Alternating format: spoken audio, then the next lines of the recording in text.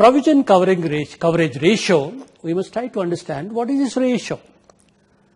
It is nothing but the extent of funds a bank has kept aside to cover loan losses. What is the percentage amount which the bank holds to see that the losses are covered is basically called as provision coverage ratio. The Reserve Bank had given guidelines to most of the bank, all the banks for that matter, that the provision coverage ratio should be minimum 70%. Now those were the instructions to be compiled by September 2010. Well, right now, the provision coverage ratio of most of the bank is not 70%, but slightly less. Nevertheless, individual provisions which are required as per the guidelines in respect of substandard asset, standard asset, doubtful asset, loss asset, those guidelines have to be ensured by the bankers. Now, if you have an excess provision in respect of a standard asset and the sale consideration is higher than the book value, such excess provision can be credited back to the profit and loss account of a bank. The write-off will be always at the head office level, where the asset has already been classified as a loss asset. The write-off can be done only at head office level and not at the branch level. The next thing which we should understand is a most important one. Having already got in the box the NPAs, how we are going to resolve it. So what can be the strategies for resolution of and recovery of NPAs? The most important thing which we should start is follow for recovery. Maybe it can be a telephone call, it can be a personal call, but unless we talk to the party, understand what exactly is the problem, we are not going to resolve the issue. So therefore, we should be in touch with the party effectively and then try to understand, meet the party, discuss with them and try to recover at least the minimum amount which is due for upgradation as a standard asset. If that is not possible, then we can think of restructuring or rephasing the dues. Now, what do we mean by restructuring and rephasement? Rephasement means basically we are giving a little longer time to the party to pay our dues, but the account will continue to remain as an NPA. Restructuring means we are going to give certain concessions in rate of interest, reschedule the repayment period, and give some more time to the party to pay our dues. Now, in certain cases, it may not be possible to do this. So under the circumstances, we can go for a one-time settlement. Tell the party, all right, I'm going to give some sacrifices. I'm going to give certain concessions in your interest or charges. Pay me this much money, and bank is going to accept that. So that is a one-time settlement. Compromise. Sit along with the party. Try to understand what are the difficulties, how much he is in a position to pay, and arrive at a compromise as per the formula as decided by the board of directors and advised to the branch operating places. Another easiest way, instead of going to the court and spending money by way of court fees, lawyers' fees, and the time, the best way is to go to the Lok Adalats.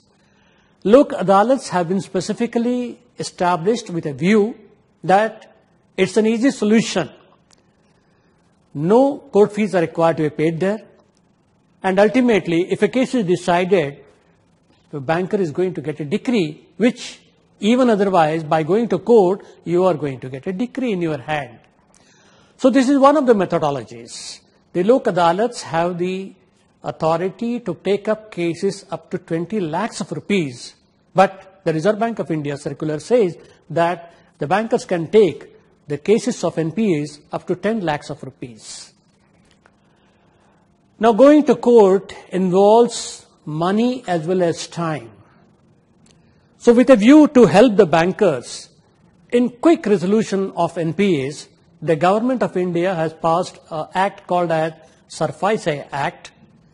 It is basically a short form of a long name of the act, securitization and reconstruction of financial assets.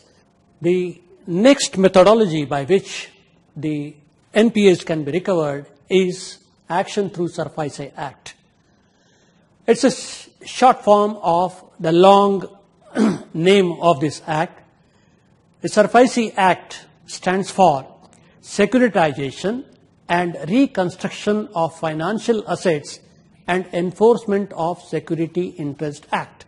This act was passed by the Government of India in 2002 to help the bankers that instead of going and waiting in a court, you can take action yourself. Under the act, it has been provided, if a security has been charged to you, you can issue a notice to the customer giving him 2 months' time that if you do not pay, I will take possession of the asset which has been charged to me.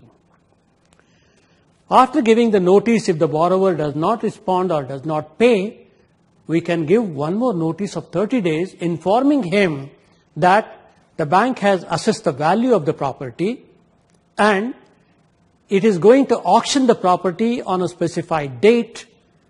Before that, of course, the banker has to intimate that he has taken the possession of the property. It can be even a symbolic possession.